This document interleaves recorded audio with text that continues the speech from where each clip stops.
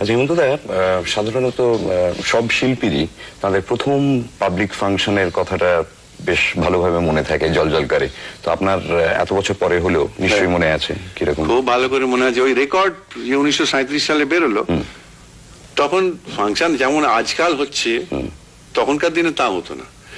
Mostly হতো বেশিরভাগ university ইনস্টিটিউটে ছাত্ররা করতো। তো ওখানে আমাকে বললো যে তোকে গাইতে হবে। আচ্ছা, আপনাকে গাইতে হবে, নিয়ে যেতে। আমাকে বন্ধু নিয়ে গেছিল।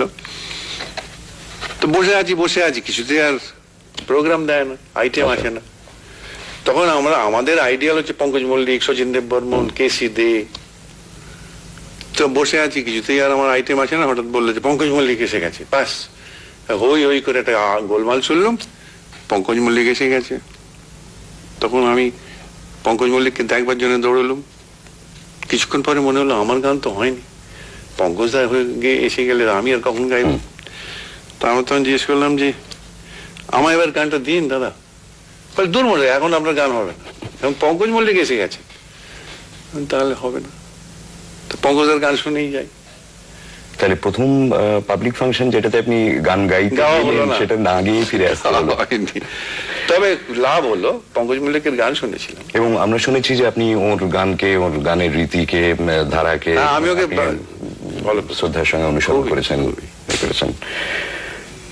আচ্ছা হেমন্তদা, আপনি তো 1937 সালে প্রথম রেকর্ড করলেন। অবশ্য গান করছেন আপনি তার অনেক আগে, তার আগে রেডিওতে 35 সাল। আপনি সেই সময়কার কিছু কথা আমাদের 35 সালে তখন স্কুলে পড়ি। তো প্রতি বছর যে প্রাইজ ডিস্ট্রিবিউশন হতো, সেখানে মিউজিক্যাল প্রোগ্রাম হতো শেষকালে। তো কোনো বছর আমাকে ডাকা হয় না।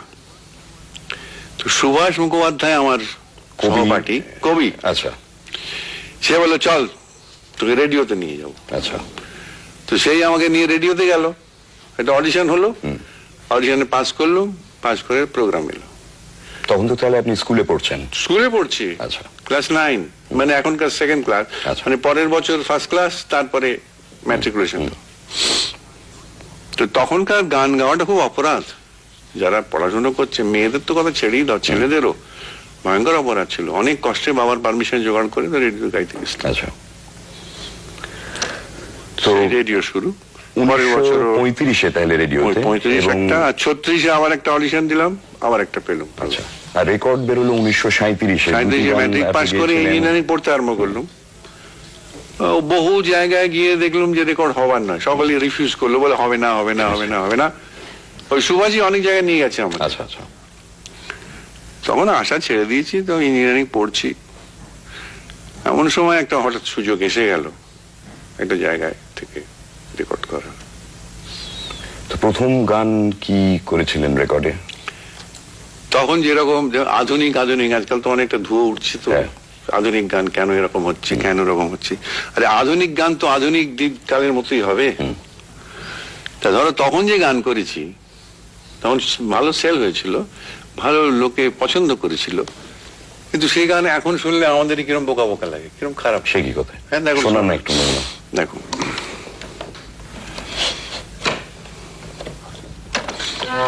আস্তে আস্তে কয়েকটা আমি একটু শোনাচ্ছি, কিরকম বদলে গেছে। জানিতে যদি গো তুমি পাষাণে কি ব্যথায় আছে, গোপন বাণীটি তারি তোমারও পরশ যাচ্ছে। জানিতে যদি গো তুমি, যেমন শেখাচ্ছেন ট্রেনার শৈলেশ দত্তগুপ্ত। তারপরে রেকর্ড, তোমারে চাহিয়া প্রিয় বুঝিনু বিফল চাওয়া, ইত্যাদি। তারপরে একটা গান হলো ভালো, অজয় ভট্টাচার্যের লেখা ছিল, শৈলেশ দত্তগুপ্তের সুর।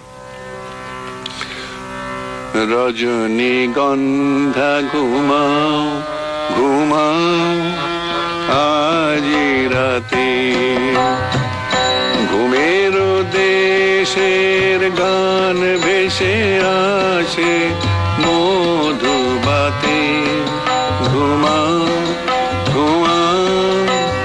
আজি রাতে। পরিবর্তনটা বেশ বোঝা পরিবর্তন যাচ্ছে হচ্ছে। যে- তার মানে আমি একটা সুর করলাম, সেটা খুব আরো ভালো বলে মনে হয় তখন। এটা বোধহয় 1940 সাল কি 39 সাল হবে। আচ্ছা, কথা কইও না কো শুধু শোনো, কথা কইও না কো শুধু শোনো, যেন বাতাসে পাঠালো কোনো